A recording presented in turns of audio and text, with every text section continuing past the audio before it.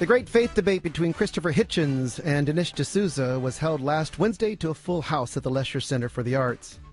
Both granted permission to air this event on KGO, the first time on radio. The only editing of this exchange was for the public broadcast, and this includes the removal of all inappropriate terminology. Apart from that, the entire discussion is presented, and since I acted as moderator for each segment, I will supply the atmosphere and behind-the-scenes setting, and if time permits, we'll close with my overall impression of the debate. We begin with introductions and opening statements, so sit back and enjoy the great faith debate. We're very fortunate to have a terrific moderator with us this evening. Those of you who listen to KGO know the program God Talk that runs every Sunday. Brett Walters is a professor of comparative religion at San Jose State University. He has covered on God Talk both of the gentlemen that are here with us tonight, and is very well versed on the subject of religion, both from an emotional, literal, and from an intellectual standpoint. So please welcome our moderator for this evening and the great faith debate, Brett Walters.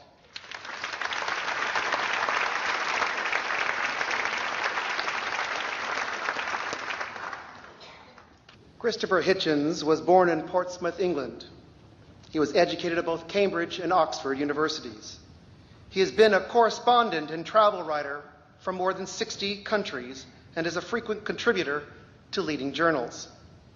He has worked as a book reviewer, an assistant editor, a journalist, a staff writer, not just for one, but for several periodicals, not to mention being a commentator and a critic on matters of social concern.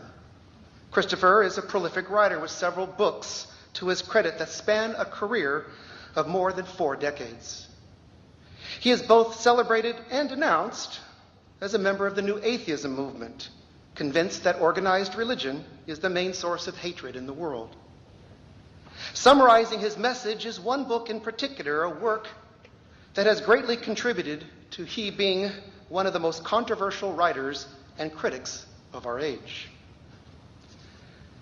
Dinesh D'Souza was born and raised in Mumbai and left India at the age of 17 to attend high school in Arizona.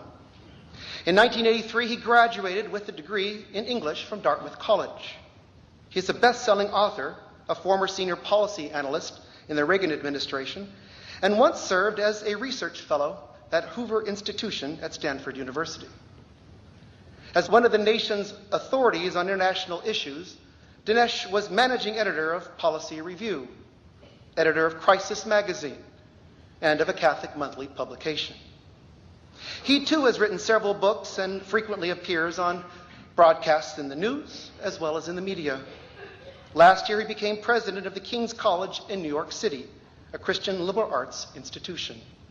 The New York Times named him one of the most influential conservative thinkers in our country.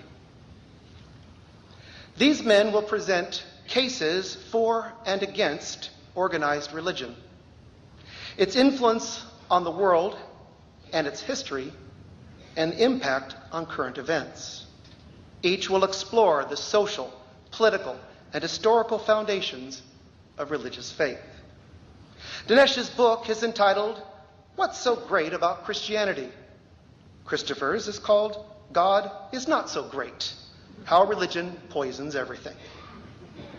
As you can see, our guests present parallel worldviews that at times intersect at very few points.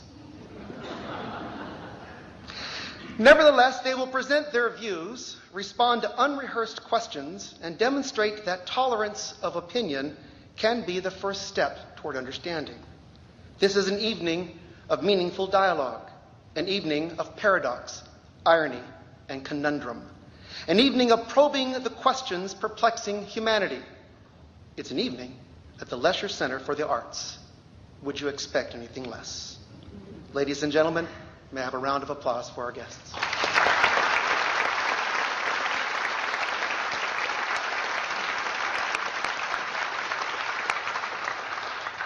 The categories selected this evening are as follows: faith and theology, faith and history, faith and morality, faith and science. Each participant will then present a 3-minute closing statement. After these formal exchanges, well, The questions that you submit will be asked. Replies to these are limited to 2 minutes each. Any questions, gentlemen? Bring it on. Bring it on. I'd like to begin this event by asking each of our guests to include a brief statement about something personal. How have your views developed since youth, and what events or realizations have shaped your religious perspectives? I think it's important to bear in mind that religion is essentially a simple proposition. It's preached by the semi-literate to the illiterate. It's intended to be received by the simple, to be simply understood and believed or not as a matter of faith. The whole superstructure and architecture of theology is an add-on, a rationalization, an attempt to deal with the incessant challenges posed by mere brute reality to the idea of a faith-based world. So I make no apology for describing my own childlike repudiation of the idea of a supreme author of all things. I suppose I was 10. I was in a boys' boarding school in Devonshire, in the southwest of my country of birth. Very beautiful. And our nature teacher, Mrs. Watts, a pious old trout, with a heart of gold, would take us on nature walks and show us the birds, the shrubs. I forget now the taxonomy of all this kind of thing. I'm rather a city boy these days, but that was her job, and it was enjoyable. But she also doubled as scripture knowledge teacher, which was a class I enjoyed much more, and religion being mandatory in education in England. And one day, she overreached herself and tried to fuse her role as nature teacher with that of divinity instructor, and said, "Children, boys, you may have noticed that all the vegetation, the trees, the grass, the rest of it, is green, shades of green, which happens to be the color most perfectly adapted to our eyes, the most restful for our eyes. And God could have made them purple, or he could have made them orange or something frightful and clashing, but no, we know he's good, because he made the green suit us so well." I was 10. I knew nothing about the many different ways in which the eyes of humans and other mammals and primates and beasts have evolved. I knew none of any of that at all. But I knew as if by instinct that the eye had adapted to the vegetation and not the other way around. Simple, you think, yes, but essential. So it was only a short step, because as you will, I'm sure many of you know from your own lives, you'll have found it's impossible to be just a little bit heretical. That's why religion demands this terrifying superstructure of theology and apologetics, to keep on dealing with the inevitable objections. Well, the next thing I noticed was the headmaster is a bit of a brute and a bit of a bully. But it's harder than it would normally be with such a person to challenge him, because every day he holds the Bible in his hand and conducts divine service. And he's invested with a great authority, the greater authority, I should say, by this than he would be on his own merits, shall we say. Another insight, a childish one, but useful. Religion is a tremendous reinforcer of illegitimate authority. And it takes the form of humans claiming to be acting in the name of God, a claim that no human can decently make intellectually, and which is very bad for them to make in any case. If you want to see a normal person behave badly, really badly, you would expect to hear them say, "Don't mind me, I'm just on a mission from God, I'm doing his will." You hear a person talk like that, you don't move towards them, do you? You move away. Well, that was my instinct too. And how near am I to my 4 minutes? I have a feeling I may be trespassing. You have 30 seconds. Yeah, well, if you haven't got the point by now, you're even more simple-minded than I was then.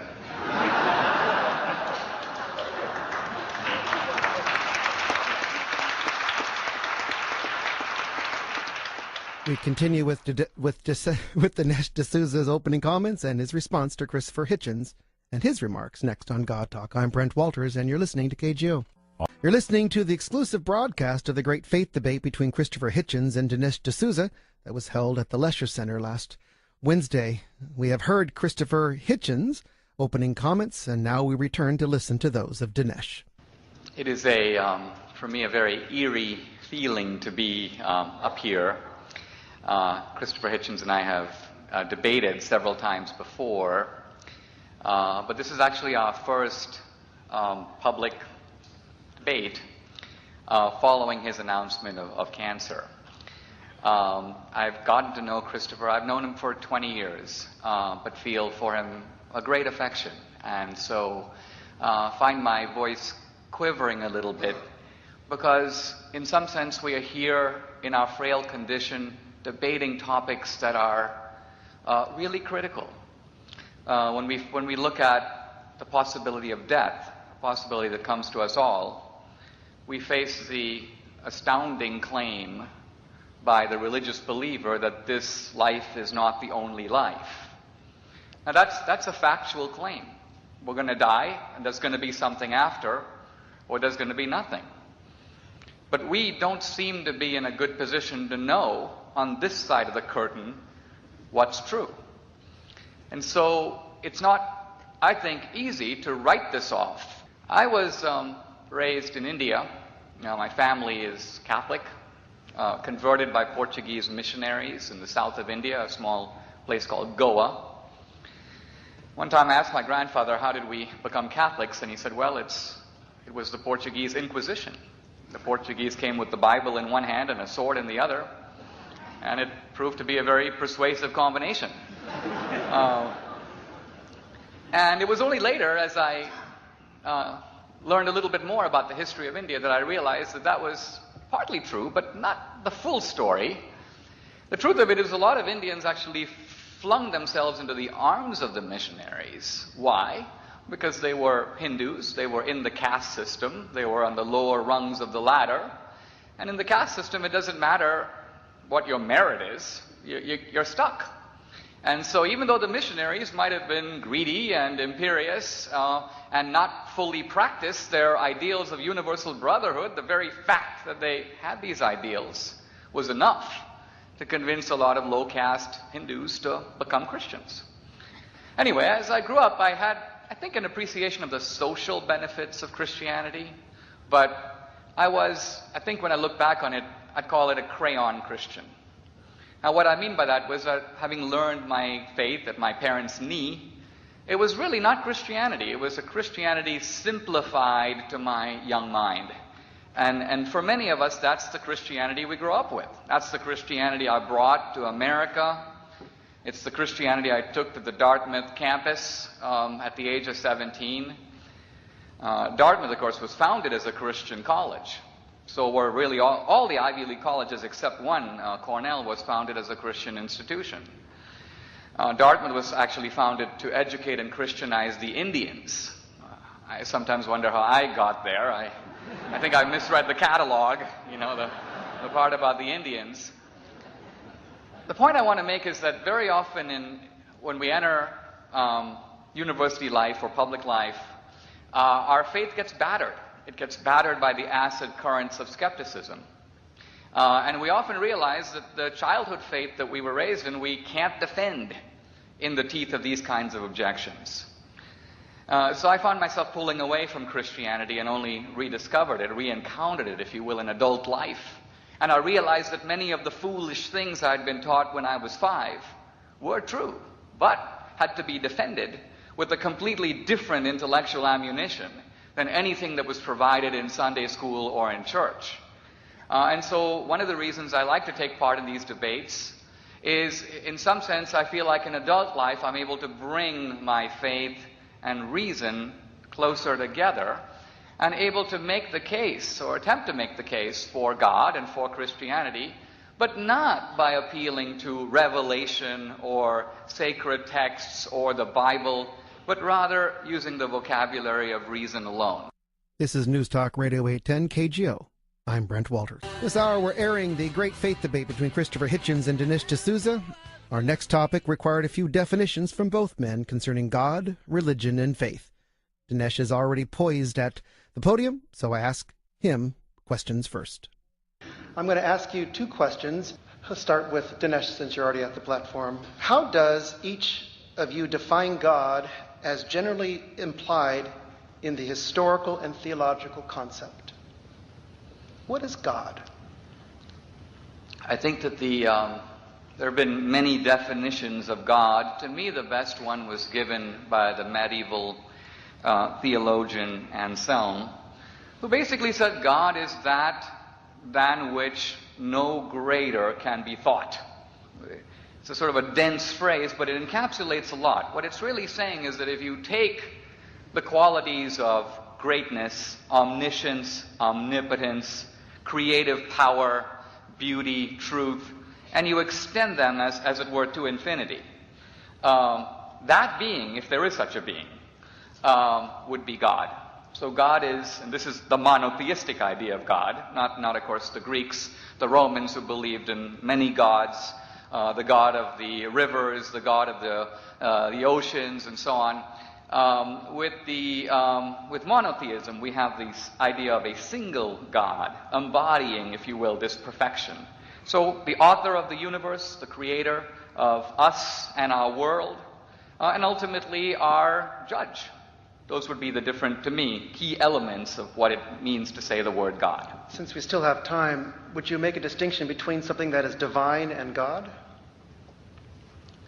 Yes, because, well, first of all, I think there's a difference between the Eastern and the Western conceptions of God. There are Buddhist understandings of the transcendent that don't involve God, but do involve transcendence, or you may say divinity. Certainly in Christianity, there's a belief in angels, in the idea of a fallen angel, Lucifer. So these would have aspects of divinity or transcendence, but they wouldn't be God. So, and since you're talking on Christianity, what about Jesus? Jesus is the Son of God and is God and is a part of God. So Jesus would be, you might say, the divine ambassador from the transcendent realm into the human realm, communicating and embodying, if you will, God's message and his will. So in that sense, Jesus would be the Savior sent by God as part of God to atone for our sins. And the second question on this, do you distinguish between the terms religion and faith, and how? The term religion means to bind, to weld together, and so religion has more to do with community, a set of beliefs, a set of practices.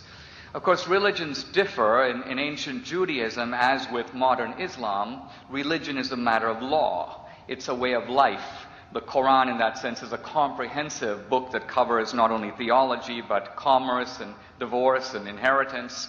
It's a sort of rule book for life. In Christianity, religion is defined more creedally. I profess, I believe, I hold. Faith is something different. Faith is often understood, I think, wrongly as something that you believe in the absence of evidence. Faith opposed to reason. That's not my view of faith at all. My view of faith is the jump you have to make when reason ends. In other words, you deploy reason to its full capacity, giving it complete authority, but there are some subjects on which reason stops short or falls silent, or even when you've plugged in all the data, you still don't know, and yet you have to act. So faith is that practical bridge that takes you from, you might say, conviction to action, when even though you aren't sure, you have to go for it. Christopher, same questions. How do you define God? And I suspect it'll be a different definition. Well, which I'm very glad Dinesh does, if you agree to avoid sort of Zen-like koans and word games and things like God is all, or God is love, or God is everywhere, which corollary would be everywhere is God, I suppose. Meaningless. And if you attempt to attribute meaning to it, you have two choices essentially. There's what was once called a deistic, still is, interpretation, favored by many of our founding fathers, that believed there was a universal author of all things, evidenced in the apparent symmetry and harmony of the created universe. But that there was no evidence for the theistic position, which is necessary for religion, because a person who thinks they've proved the existence of God has all their work ahead of them to become a person of faith. because they then have to prove that this universal author cares about you and me in detail, intervenes, cares who wins which war, cares who you go to bed with and in what position, cares what animals you eat. Heaven hates ham for a lot of people, and so forth. Now, it's impossible to refute completely either position, except to say there's no evidence at all for them, which I suppose is where faith comes in. My interpretation will be this. There is in our makeup a terrible need for security and a terrible fear. The anthropomorphic gods, I call them that because I believe them all to have been man-made, tend to be very heavy-duty fathers who want to be at their children's funeral rather than their children being at theirs, a tyrannical inversion of the natural order, against whose rule there is no appeal, and very capricious, and often sadistic. And it seems to me that that is a servile need on our part, and one without which we could very well do. For me, the best moment of last week, actually not just last week, but actually the best moment of this century, I'm sure most of you know what I'm about to talk about, the extraordinary upwelling of dignity, even nobility in Egypt, was the moment when Mubarak went on television and addressed his people and claiming to be the father of them all. Not the first such person to try it. And must have been a bit depressed when, with one united yell, in effect, they said, no, we'd rather be orphans. That, to me, ladies and gentlemen, comrades, is emancipation defined. No, I don't want an all-seeing, all-knowing father who won't quit. No, I don't want to be told that I have to love him. Compulsory love is a disgusting idea to me, a servile, totalitarian idea. Made worse by its natural accompaniment, this person who exacts your love, demands it, and can condemn you for withholding it, is someone whom you must also fear. This is the world of Big Brother. And it leads, in practice, to people deifying themselves. And so we get the supreme leader of the Islamic Republic of Iran, against whose word there's no appeal, because he's God's representative on earth. We get the Vicar of Christ, the pathetic Bavarian bureaucrat and cover-up artist Joseph Ratzinger, the infallible Pope, Vicar of Christ on earth. We have a book, the Quran, which is dictated, well, actually by the Archangel Gabriel, but acting as God's proxy. Words that cannot be altered. This is tyranny in the mind. The beginning of emancipation is to turn your back on it and to say, no, I'd rather have all the risks of independence, of taking my own decisions, of thinking for myself. Any day taking those chances is better for you than reposing yourself in the care of a celestial dictator. We'll return to the Great Faith Debate after Mark Richards joins. We are indeed listening to the Great Faith Debate between Christopher Hitchens and Dinesh D'Souza this hour. The entire exchange is about 80 minutes in length, so we will continue this also next hour on KGO.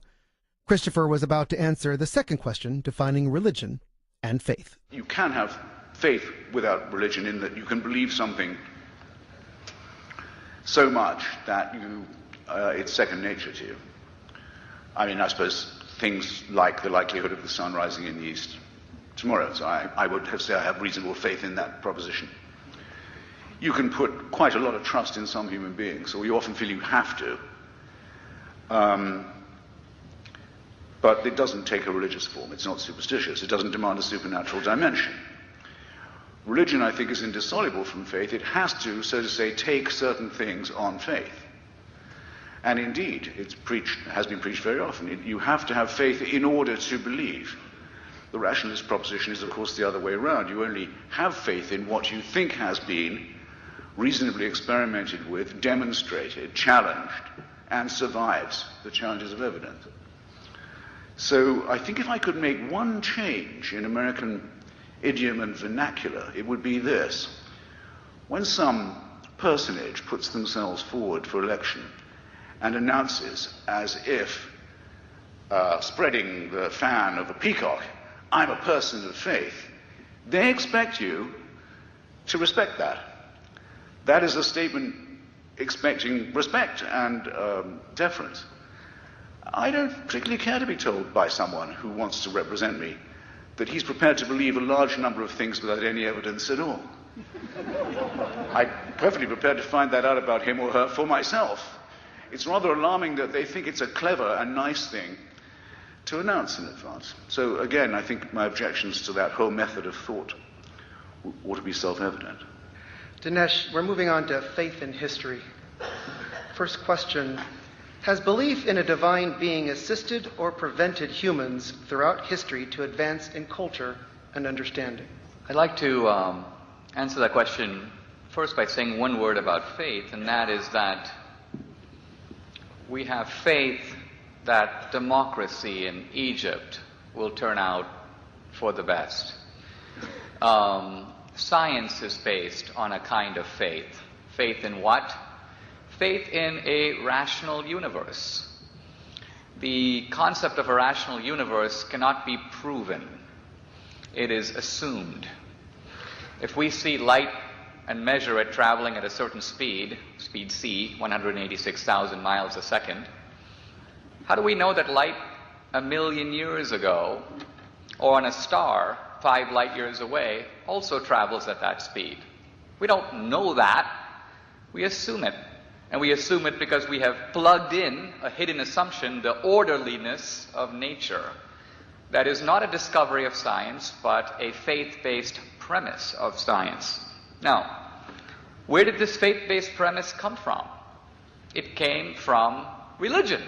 That's the great irony. You have to ask the question, why did science, modern science, and I don't just mean human curiosity, but the scientific method, what Whitehead called the invention of invention, why did that develop in Western civilization and no other civilization?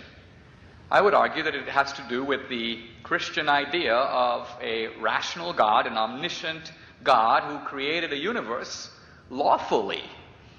The Islamic thinker Al-Ghazali denies that.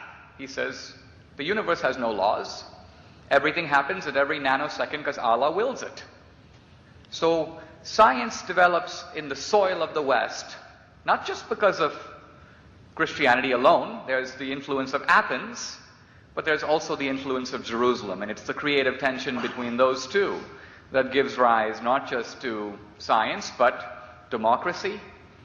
Think about it. Where does the idea of equal rights, equal dignity come from? Thomas Jefferson was not a particularly religious man. In fact, one of the most heterodox of the founders, when he sat down to list the source of rights, the root of the idea that all men are equal, he said all men are created equal. Our rights come from our Creator.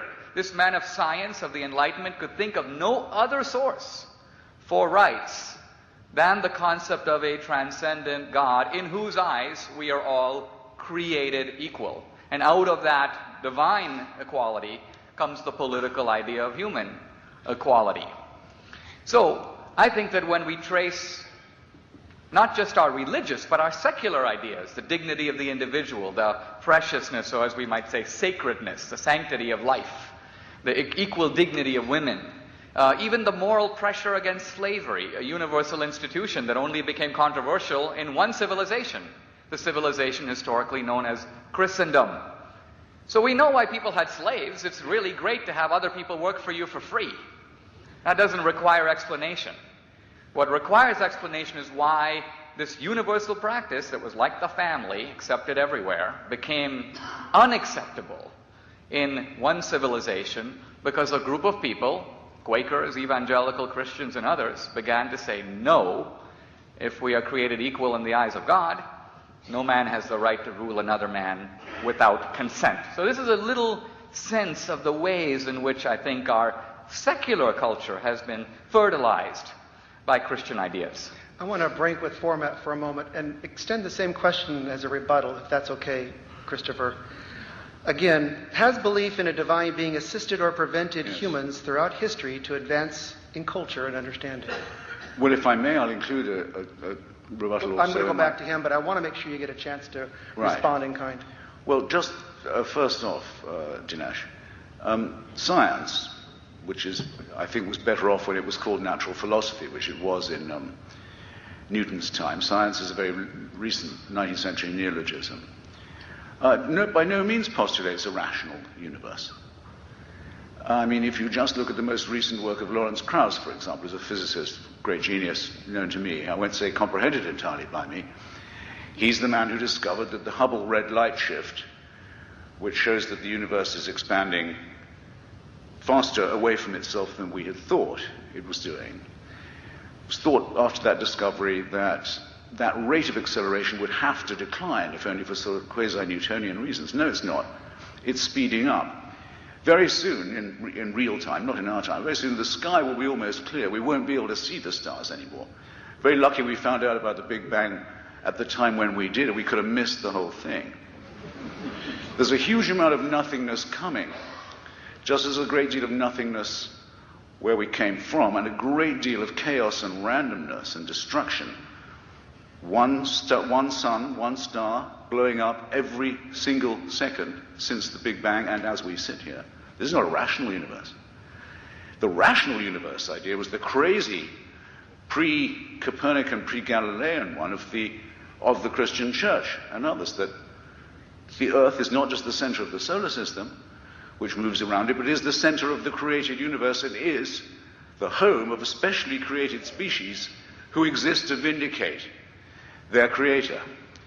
That nonsensical cosmology at least was, so to say, explicable and intelligible. It's blown apart by the very first scientific investigations. Second, I mean, in a small way, I'm Thomas Jefferson's biographer, and I know a lot about the writing of the Declaration. I have to say that the word creator is in there because they were all determined not to say a God or the Trinity or Jesus, as there was some pressure to do. Whether Thomas Jefferson says it or not, and I yield to very few in my admiration for him, it is no more true that God endowed us with rights than it was true, as had been believed by everybody 50 years before, that God gave rights only to kings, that kings ruled by divine right. Both propositions are equally nonsensical. I agree here with Bertrand Russell, who said the statement "there is a God" is as meaningless as the statement "there is not." It's all white noise. It proves nothing to say this about Thomas Jefferson, in other words. Now, on the question of whether religion retards progress or not. Well, one reason I find this debate, in any form, endlessly interesting, is that the debate over religion is the original debate. Religion was human species' first try at everything. It's our first attempt at cosmology to make sense of what we see in the heavens. It's our first attempt at biology, trying to classify species with ourselves at the top. Of course, it's in a way our first attempt at medicine and healthcare by means of the promise of faith being rewarded by cure. Very crude, but it's a start. Most important to me, and you can probably think of other ways in which religion is our first collective attempt to make sense. For this it deserves respect, of course, and I would mention in particular the fact that it's the first text that humans have in common. The first time anything is ever written down, held in common. There's a terrible struggle to get it translated into the vernacular and out of the language of priesthood, but still, it is the study of text and language. That's where religion began. I would say that by the 15th or 16th century, at any rate, religion had done all it was ever going to be able to do in that respect, and began to exert a retarding effect on further knowledge. It didn't want Galileo to find this kind of stuff out. It's always hated Einstein. It disliked the idea of inoculation. A germ theory of disease means that disease is not punishment. Okay? And the authority of priesthood goes right there. Everyone probably could think of an example of their own, from today's world too. It's not just the old struggles against the ignorance and superstition of the papacy and the Calvinists. That there is a rooted opposition now, it seems to me, of those who truly believe that God is the author of all things and the intervener in all things, and our controller and our supreme dear leader. And the discoveries that science makes about the awe-inspiring extent of the known universe, our paltry place in it, from that macro effect to the micro observations that we can now make about the extraordinary sentience of other creatures and the extraordinary extent to which we are chromosomally their kin. All of this tends to undermine the religious worldview, and I don't think that can possibly be by coincidence, because the religious worldview depends on faith, and faith is blind. Dinesh D'Souza's response is coming up next. I'm Brent Walters, and you are listening to KGO. I will close out this hour with a few comments in response to Dinesh's comments that are about to be made. This debate is in progress, and he's about to reply to Christopher's statements about the history of religion. The universe is expanding, and so what sense can one make of this remarkable development? In other words, the fact that the universe is moving further apart, that's the consequence of the Big Bang. And right there we have the presumption of law of rationality. We can infer from an explosion that we can trace it back in time and say the universe is 13.5 billion years old, because that's how long it's been blowing up. And we're living with the effects of that original cataclysmic explosion. And then the discovery just a few decades ago that this expansion of the universe is accelerating. How can that be? Because if there's an explosion, if I pick up a stone and throw it, it's going to go, but after a while it's going to slow down. But what if it goes faster? Well, reason tells us that something is pushing it. Scientists call this dark energy. In other words, no one has ever seen dark energy. No one has ever touched it or found it under the microscope. It's different. It has properties unlike any energy we know. And yet it is presumed to exist. Why? Because something must be pushing this universe further apart. Something must be responsible for the acceleration. So I'm trying to illustrate the way in which the presumption of a lawful, orderly universe allows us to make deductions, even when there's absolutely no empirical evidence in front of us. This is the scientific process. It is embedded with the presumption of rationality. Galileo didn't produce rationality against Ptolemy. He provided a superior rationality. Galileo said God's plan is more devious, more complex, more fantastic, more admirable than the one that was there before. Kepler made the same point. His ideas, his equations, and his tracing of the elliptical movement of the planets, he said, would more beautifully illustrate the geometrical ingenuity of the Creator than the crude geometry that had preceded him. So this, to me, is a vindication, not a refutation of the rational universe. Now, Christopher's portrayed religion as offering, you might say, bad answers or primitive answers superseded by better ones. Well, let's look at one of those bad answers. A long time ago, a group of ancient Hebrews wrote down in Genesis 1 a rather astonishing claim that the universe was created out of nothing. First there was nothing, then there was a universe. Now, it should be emphasized that this is not what any other religion believes. In most other religions, some god or gods fashioned the universe out of some pre-existing stuff.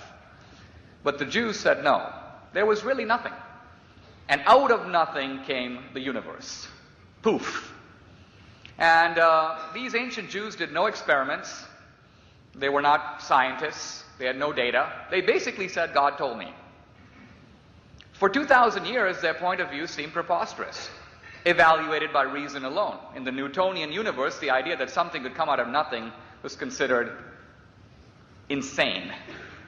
But now, in the 20th century and in the early 21st century, we realize that the Big Bang, with the idea that not only did the universe have a beginning, not only did all of matter have a beginning, but space and time also had a beginning. Space and time are properties of our universe. And that means that before or beyond our universe, no space, no time. So this to me is not a simple, foolish statement in the first book of Genesis. It's an extremely profound claim on reality that bears a kind of eerie resemblance to what modern science has 2,000 years later discovered. And so I think these texts should be approached not with uncritical acceptance, but with a willingness to learn from them to interrogate them, and to match their claims of reality against reality. I don't know how you match reality with reality. We are going to end this hour with a couple of comments about Dinesh's comments concerning Genesis chapter 1, and I'll give you a setup for the continuation of this debate next hour. You're listening to KGO. This is God Talk with Brent Walters. The music this hour is brought to you courtesy of Maple Mars. I want to take about a minute and make a couple of statements. First, I want to make it clear that I don't take sides in this debate. I was just a moderator trying to move things forward. Neither of them knew questions in advance, and both were thrilled that a more academic approach was given, but I noticed that Dinesh was a bit intimidated, and it had to do with the fact that normally he is able to go on for 10 or 15 minutes in kind of a tirade about the Bible. And my concern is as follows. If you are going to go to a debate using the Bible, it is your responsibility to get it right. Otherwise, it just makes easy fodder for people like Hitchens. Genesis 1 does not say that something came out of nothing. It says that the earth was void, not that it was nothing. His blending of Eden and science just doesn't work, and this is the issue that Hitchens is about to attack. And unfortunately, what happens in these kinds of debates is somebody makes a statement without certainty of Scripture, and then they talk past each other with what is the scientific ramifications. You cannot blend science and faith. They are both knowledges, but they ask different questions. In order for science and faith to be blended, you have to have somebody of faith conducting science. That is not the case with Genesis. These are two parallel understandings of the world. They do not overlap at all. And so we're going to continue with the great faith debate, and Christopher Hitchens is going to attack this very premise. This is the first time on radio this has been done. We are airing this hour the second half of the great faith debate between Christopher Hitchens and Dinesh D'Souza. It was held last Wednesday to a full house at Lesher Center for the Arts. Both granted permission to air the event on KGO, the first time on radio. The only editing of this exchange was for its public broadcast, and this included the removal of all inappropriate terminology, and there was a few pieces here and there. Apart from that, the entire discussion is presented, and since I acted as moderator for each segment, I will supply the atmosphere when time permits and a few behind-the-scenes settings. The participants presented cases for and against organized religion, its influence on world history, and the impact on current events. Each explored the social, political, and historical foundations of religious faith. They offered their views, responded to unrehearsed questions, and demonstrated that tolerance of opinion can be a first step toward understanding. I met with each of them an hour and a half in advance, and we did talk about the format. Both were delighted that new questions would be asked and that there was a kind of a strict time limit so that we could get through a great amount of material. In fact, it was less a debate and an opportunity to approach religion intellectually from two men of very opposing ideologies. Because the format was structured, it allowed us a variety of topics to be covered and also presented more than just mere position statements that have been found in previous attempts at this debate. So it was a delight for me to meet both men. I had Dinesh on the show a year and a half ago. I had not met Christopher Hitchens. He had just been diagnosed with cancer at the end of the last debate they had, and this was the first time they had met since then. So he and I had some chat about that. His new book is coming out in a couple of months on his autobiography, and he has consented also to be on God Talk to promote it. So when that happens, I'll let you know. There were 3 podiums on the stage, one for each of us, and that prevented any delay of accessing the microphone and enabled a more conversational exchange. We begin this hour with D'Souza's personalized method of biblical interpretation, as well as Hitchens' rebuttal. Is it reasonable to lift religious content out of its ancient context and critique or promote it hundreds of years later in another era using a different language, belonging to a different society, or possessing a different worldview? It has to be done in the right way, and in fact, we see in Christianity, there's a saying in Christianity that the New Testament is in the Old concealed. The Old Testament is in the New revealed. It's another way of saying that there are intimations in the Old Testament that point to things that are going to happen in the New. The relationship between the books is complex. The cultures are different, the times are different, but there is a not only historical but a moral relationship between the two. When Abraham is asked to sacrifice his son Isaac, and they're going up the mountain, and Isaac says to Abraham, where is the lamb for the sacrifice? And Abraham says, God will provide. And today, in a sense, we only read this as a story of primitive barbarity, but for Christians reading that, where is the lamb? Well, Christ is the Lamb of God. So it is the idea that God will provide is a way of saying that, look, here in the ancient world, animal sacrifice, this, in a sense, invitation to human sacrifice, but no, the ultimate sacrifice is Christ. And so there is this deep relationship between the works. When the Christians went out to convert, once they went beyond Jewish precincts, they debated, should the old Jewish laws be imposed on new converts to Christianity? And the general answer was no. Circumcision, Jewish dietary regulations, and so on, a lot of the codes of the Old Testament, those were culture-specific. So I think in looking at religion, we distinguish between enduring principles, which carry over, and culture-specific practices that may or may not carry over, depending on their context. There are a couple of things from one question ago that I can't quite let pass, if you don't mind. One is Dinesh's permanent, flat-footed attempt to make a moral equivalence between scientific, or I would prefer to say rationalist belief, and faith. The word Big Bang has in common with the words suffragette, impressionist, Tory, and other expressions, the fact that it's invented as an insult. Fred Hoyle and other physicists confronted with this said, I suppose you think it all began with a Big Bang. We call it that as a means of drawing the sting of the ignorant Professor Hoyle's taunt.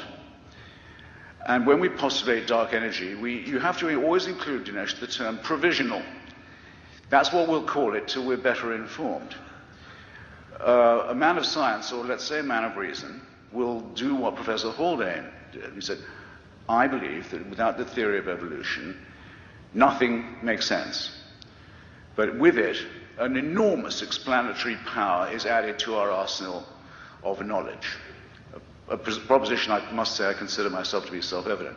But, he said, I'll tell you now, and I'll tell you in advance what discoveries would make me give up the main belief of my life.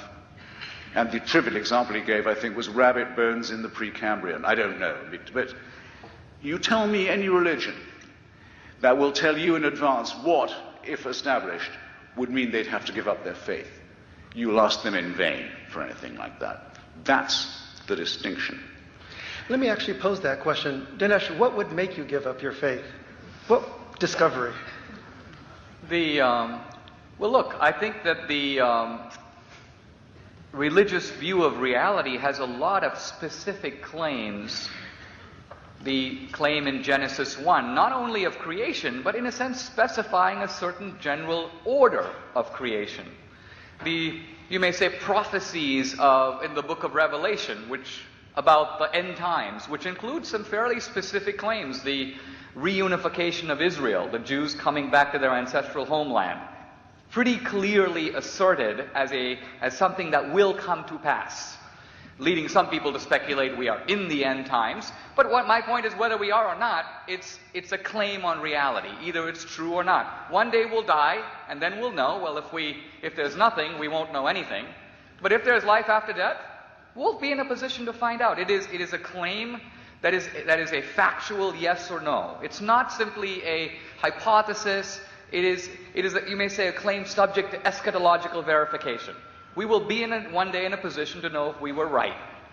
The problem is we have to make decisions now in advance before we have that full information. And that's the dilemma of life. So faith is embedded in the real world, that every time I date a woman, I want to decide if I should propose marriage. One day I will know if life with her was what I thought it would be, but I don't know that in advance. I can be an agnostic. I can say I'll wait for the data to come in. But if I do that for too long, she'll marry someone else, so we'll both be dead. So at some point, I gotta put in the reason, put in the evidence, and take a leap of faith, one way or the other. I have to suspect anyone who resorts to answers in Genesis.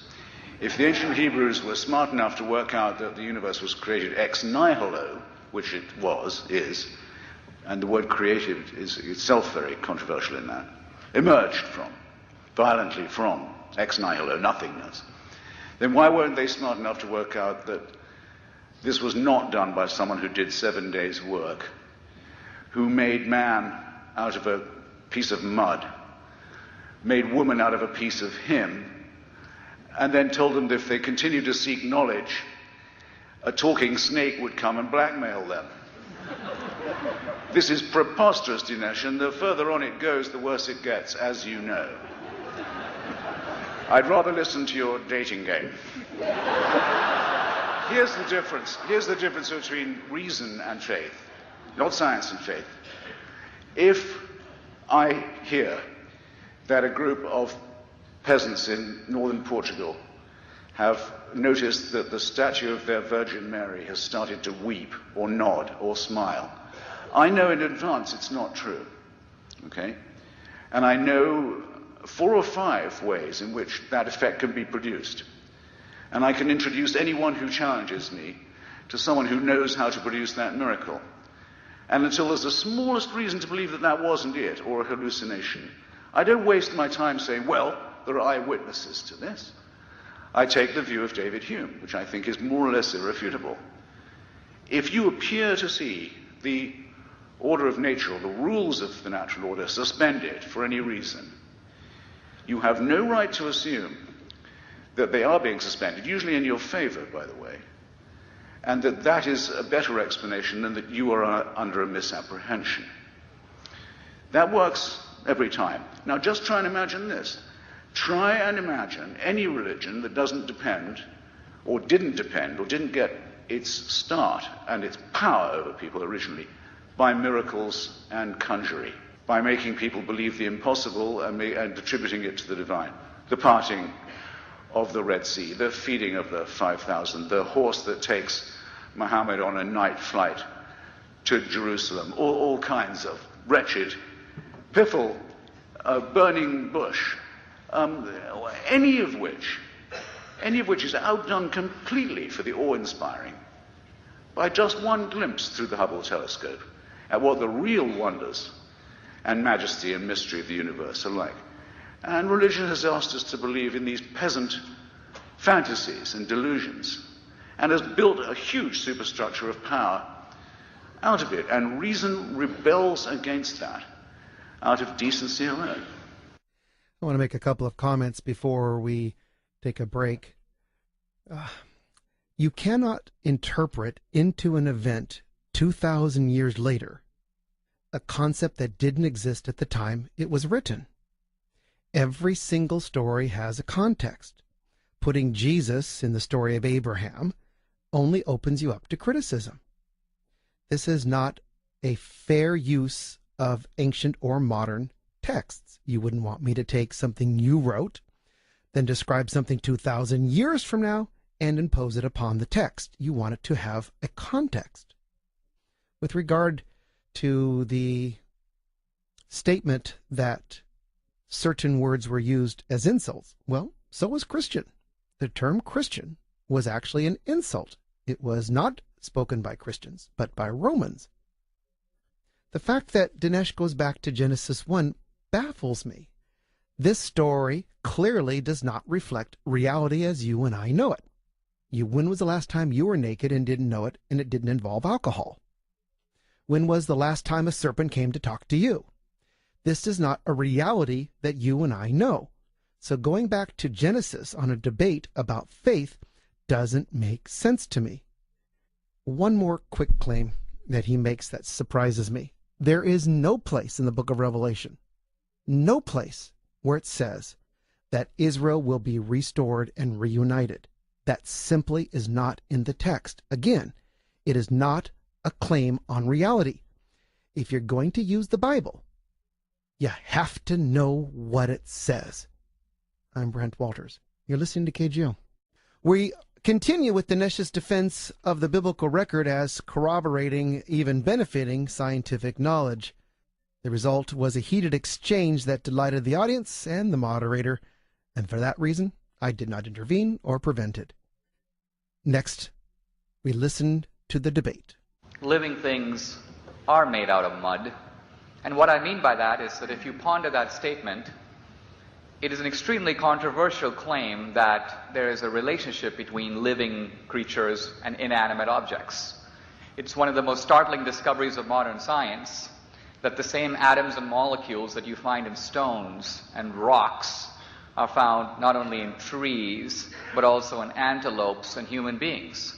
So the idea that there's a relationship between mud, dead inanimate mud, and living human beings, far from being preposterous, turns out to be a scientific description of reality. Now, what about the idea of this talking snake and these miraculous events? First of all, let me say that if one were to read any other text, one were to read Hamlet or Macbeth with the same derisive idea, I'm not going to read this children's nonsense, a bunch of ghosts appearing in scene one. It's absolutely preposterous. It's child's play. Shakespeare was a fool. I mean, this would be laughed out of any educated setting in America, any college classroom. Why? Because it fails to penetrate to the point of the episode. So what is the point of the talking snake? The point of the talking snake is to throw out a contrast. That in a sense, here is God offering humans two worlds. One is a safe, comfortable, protected world in which all the rules are made by God. That's the symbolism of you can't eat from the tree. Why not? No reason. It's a God-directed world. If there was a reason, then that reason would be supreme. But God is supreme. You can't eat because He says so. That's one option for us. Here's another world. And that's a world in which we humans say, no, we don't want to do it your way, God. We'd like to do it our way. We want to have a world where we get to act and we write the script of our own life and we follow our reason and our will. And that is the world of being out of Eden. Those two choices are dramatically presented, perhaps in symbolic form, but to simply write off the significance of that moral drama, which I think is one we face in everyday life. Do we want to live in a God-directed world? Because a God-directed world would have no suffering, no cancer. It would be God's world, but it would be a world in which we would be subordinated all the time to someone else's supreme will. See, Christopher Hitchens says that's a dictatorship. I don't want it. I want to live in my own world where I make the rules and I decide and I'm free. And that very choice is dramatized in the first book of Genesis, and that is the significance of the talking snake. Christopher, he's quoting you. Would you like to reply? Well, just to say that for an illustration of what I meant by the totalitarian character of religion, Dinesh could barely have improved by the example that he gives. You note that God creates people with the faculty of curiosity and inquiry and desire to expand their knowledge and their autonomy, and punishes them forever for their first exercise of it. That is totalitarianism almost defined. It's a totalitarian dictator with a really warped and capricious sense of his playthings. It's best expressed by the poet Fulk Greville, who says, "Created sick and commanded to be well." This is a sadomasochistic relationship that's being proposed here. It's not good for you. You are not told, no child has ever been told, repeatedly, as darkness falls, if you don't believe these stories, you're going to hell. Can't you see the difference? Religion makes rather large claims for itself, including the claim that its supernatural claims are actually true.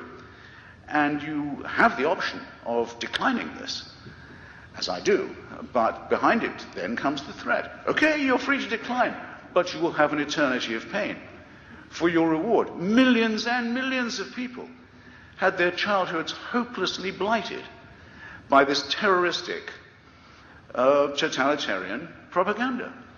It's, I think, the best modern literary expression of it is Father Arnold's Easter sermon in James Joyce's Portrait of the Artist. But I'll rest my case with Thomas Paine and say any religion that is designed to outrage and terrify children is undeserving of the respect of humanity. This is News Talk Radio 810, KGO. You're listening to KGO. I'm Brent Walters. From the stage, I could catch the body language of both participants, and they appeared relaxed and confident, but I did notice that Dinesh was a little uncomfortable with the statements that Christopher had just said with regard to hell. And the reasons are as follows. There is every right for Christopher Hitchens to use the same methodology that Dinesh does. If neither of them is willing to look at the biblical text from an historical perspective and from its actual content and not interpretation, then all is fair game. But I do want to make it real clear. Inside the Bible, the definition of hell that was just presented is not there. It is rather the results of medieval theologians. Again, you can't blame somebody who's using the biblical text, debating somebody else who's not using the biblical text in context to get it right. It is our responsibility in a debate to guarantee that the sources we use are fairly interpreted. You'd expect that of the Constitution. You'd expect that of any other text. So, I wish it were fair. I wish that we could be able to raise flags up at a debate every single time somebody makes a statement that just is not historical or certainly isn't relevant to the text itself, but that was not possible, nor would it be appropriate.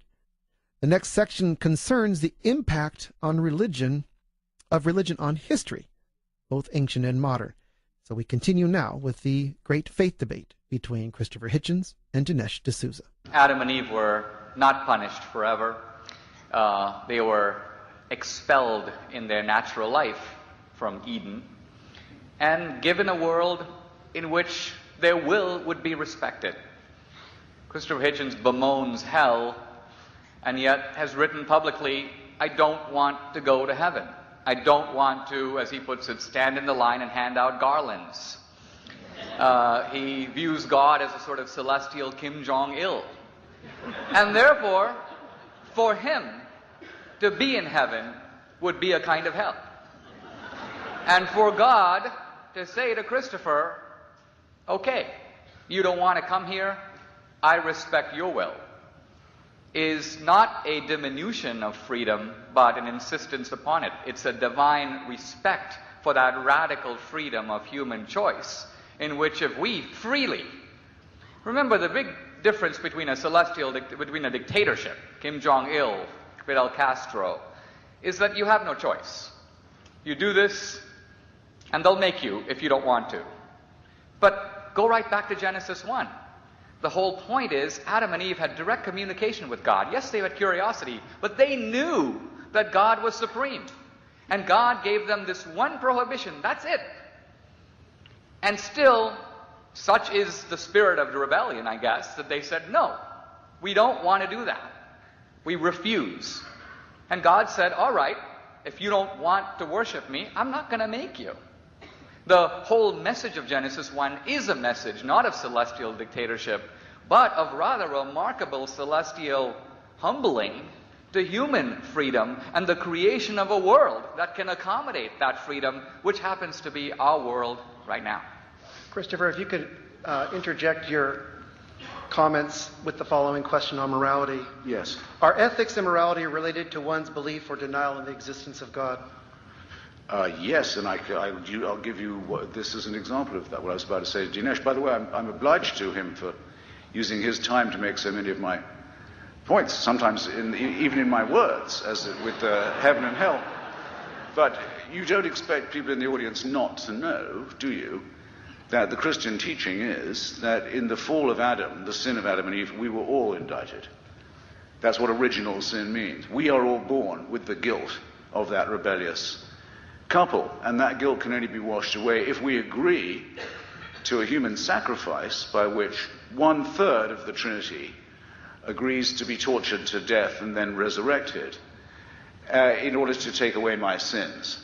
That's what you have to believe. And I would submit that that's an immoral doctrine, to get straight to your question. I don't just think that's fantastically untrue. I think that it's extremely immoral, and I'll tell you why.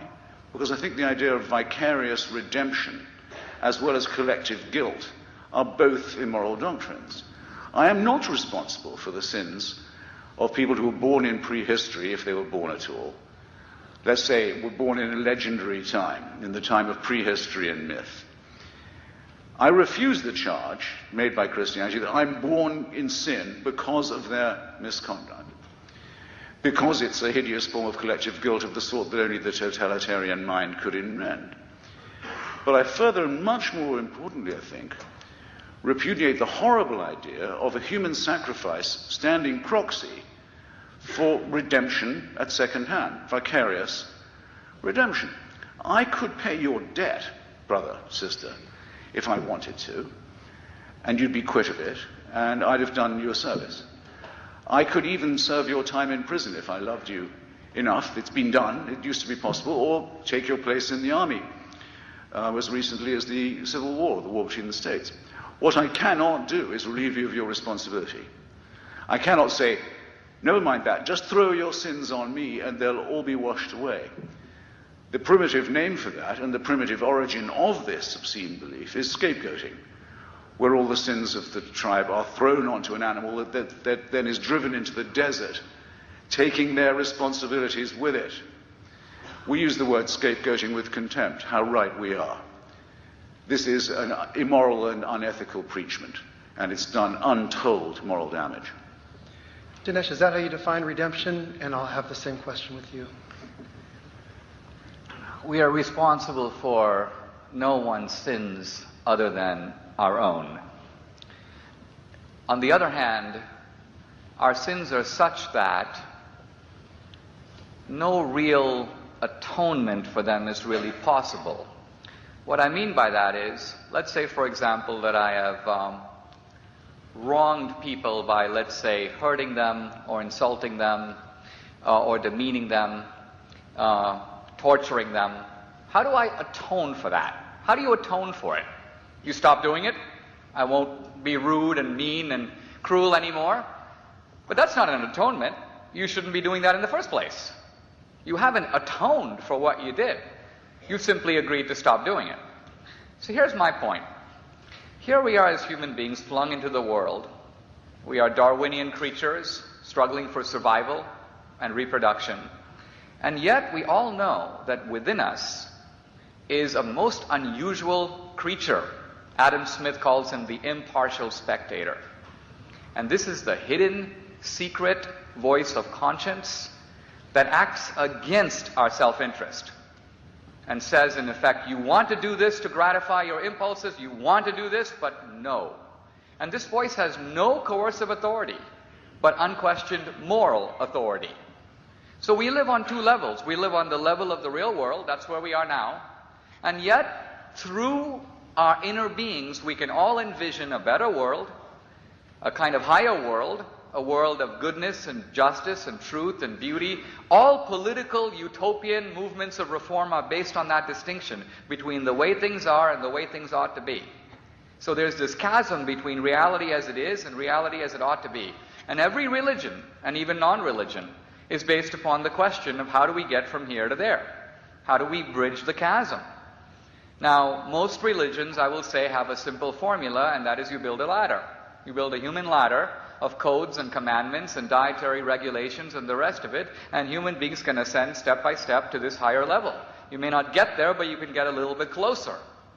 Christianity, I think, is unique in basically saying, no, this chasm is too big, and that even if we can build a ladder, and some may get higher than others, but it's not going to make a real difference. If the chasm is to be bridged, and maybe it can't be, it has to be bridged from above. The divine level has to sort of descend or condescend to the human level, and that's the only way this can happen. So Christ the atonement, is the divine bridge to the human level. I think we miss the force of Christ's action in the world if we don't see it as the divine attempt to close this chasm. So what about this idea of substitutionary sacrifice? I agree, in the human realm, it's impossible. Nobody can take our responsibility. But what if our responsibility is such that we are all saddled with it, none of us can get rid of it, and if we can't get rid of it, we can't enter into a pure place where there is no room for sin or stain or evil? How do we even get there? It's impossible. And the Christian point is to agree with Christopher Hitchens up to that point and say only a divine sacrifice can open the door. We can't. There is no human way to do it. Christopher's right about that. But there is a divine way. And so ultimately, Dante writes not a divine tragedy, but a divine comedy. Why? Because this unhappy story of human history does have not only a happy ending, but a happy ending available to everyone for the price of a single word. Yes. Even if you don't reform your life, all you have to do is accept the sacrifice being offered, and that's enough. So the point here is this a horrible, tragic, miserable doctrine? If there was some other way that human beings could effect our own salvation, I think we would try it. But if there is no other way, then we have no alternative but to fling ourselves on divine mercy. What other way is there? Boy, I wish there were time to reply. This is not sound theology. It's just unique interpretation. I'm Brent Walters, and you're listening to KGO. I want to return to the debate already in progress. You're about to catch the big hornet's nest that's been waiting for the end. Next, the debate. On this question of the voice, the internal censor, that C.S. Lewis calls conscience, that Adam Smith indeed called the spectator, and so forth. It's peculiar to me that you, Dinesh, would say that was something that we possess that's against our self-interest. I just want to reply to that. On Sigmund Freud's tombstone, it says, Die Stimme der Vernunft ist leiser. The voice of reason is very soft. Apparently the completed quotation says, but it's very persistent. I think you may find your own experience vindicates that. In a world that's dominated by fear and irrationality and panic and superstition, amazingly enough, people manage to keep their heads. And it is a voice that's almost impossible to extinguish, rather like the voice of conscience in that way. But who would say that it's not in our interest to have reason? If it wasn't for that, we would have died out. I would submit the same is true of our altruistic prompting, if you want to call it that. If we didn't have any feeling of solidarity with our fellow creatures, if we weren't able to do things that apparently don't benefit ourselves but do benefit our tribe, our species, whatever you want to call it, we would not have lived this long. We would not have been able to combine. We would not have been able to form a society. It is by no means a divine spark, rather it is a necessary condition for a not particularly brilliantly evolved primate species that's half a chromosome away from being chimpanzees, and it shows. And one reason we do better is because we have that bit of evolution and consciousness working in our favor. Christianity wants, again, this whole thing to be masochistic. If you do a good thing for someone else, it must be a sacrifice. It's got a cost. It's got to be some terrible masochistic display. That's not necessary at all. The voice of reason and the voice of morality are not the same thing. Certainly not. And therefore, the impartial spectator is not a mere evolutionary extension of reason. It is ultimately a kind of stirring of the feeling that comes from within. Now, I think an example can help illustrate this, perhaps. If I was walking by the riverbank and I hear a cry of help, help, help, I'm drowning. And if I'm not a very good swimmer, I take a quick look to make sure that it isn't grandma who's fallen in the pool. Because if it's someone closely related to me, then I have powerful evolutionary reasons related in genetic kinship to say, I want to help that person. On the other hand, if it's a total stranger, someone who's nothing to me, reason dictates that I should look after my own survival and keep going. That reason has been put in my mind by tens of millions of years of an imperative to survive in a difficult world. And yet, as I walk away following reason, a little light goes on in my head that prods me and says, you should help that person. This voice, far from being the voice of self-interest, if morality was identical with self-interest, we would not need morality. The whole point of morality is to array itself against what we want to do in any case. And that's why morality is so troublesome and irritating, because it is that little inner being that will not quit from saying no. So where does that voice come from? Not from reason. In fact, it is an anti-evolutionary voice that in a sense says, risk your own survival. That would be the right thing to do, even though you might drown. And which of us doesn't have morality? In fact, morality is such a definition of humanity that human beings who don't have morality are basically called psychopaths or sociopaths. Yeah, who are also the children of God, by the way, made in his image. Who, according to you, are also God's children and made in his image.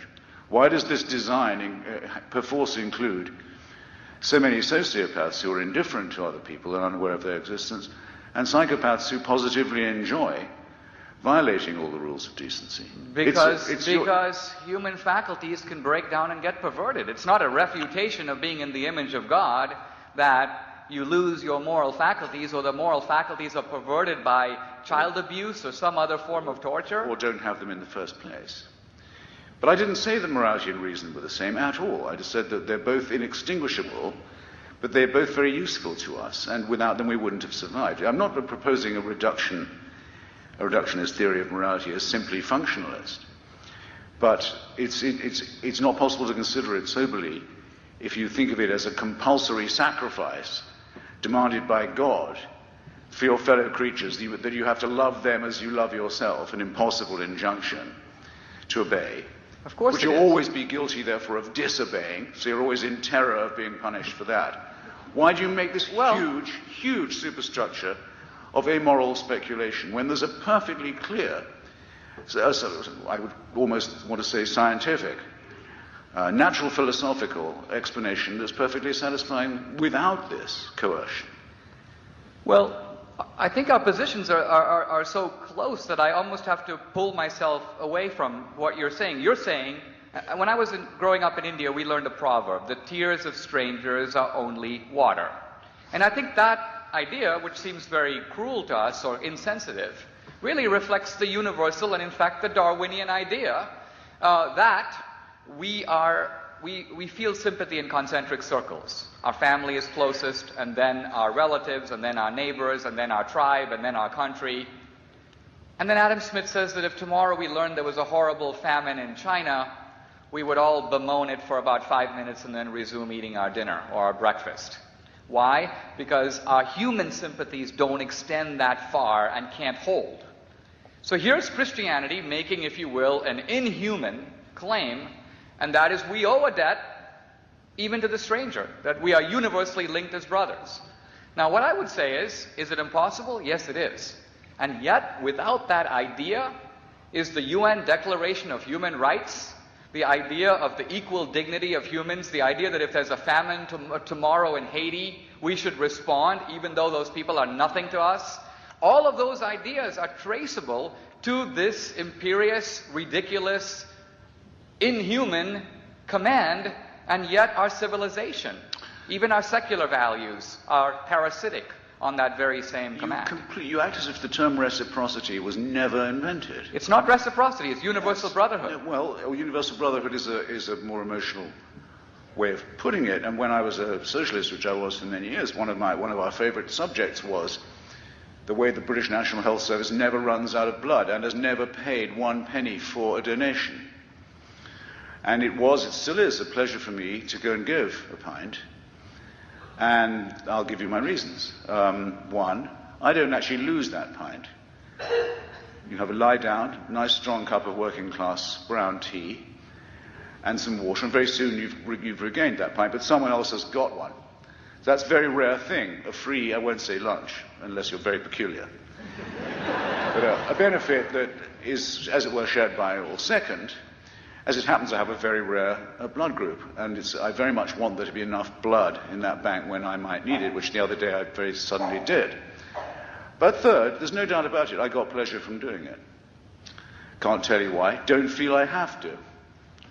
Don't think there's anything supernatural to be taken into consideration. Don't require the strenuousness of the sadomasochistic imperative to justify that.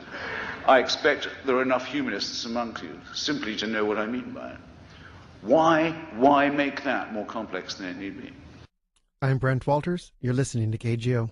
Hope you enjoyed this debate. It will be posted as a podcast on the KGO website. An extra section of 6 minutes is added with one final exchange between Christopher Hitchens and Dinesh D'Souza.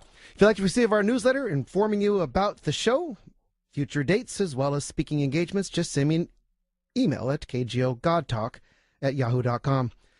Don't forget to join me next Sunday, March 6th at Trinity Cathedral in San Jose for our gathering on the Epistle of James. Want to know more about that? It's cathedralgathering@yahoo.com. Finally, I'd like to acknowledge Richard Ryan, my engineer, and Laura Starr, my producer, for their skills to make this show possible. I'll be back next week. I want you to stay tuned to Peter B. Collins, who fills in today for Brian Copeland. We'll talk next week on KGO, San Francisco, San Jose, Oakland.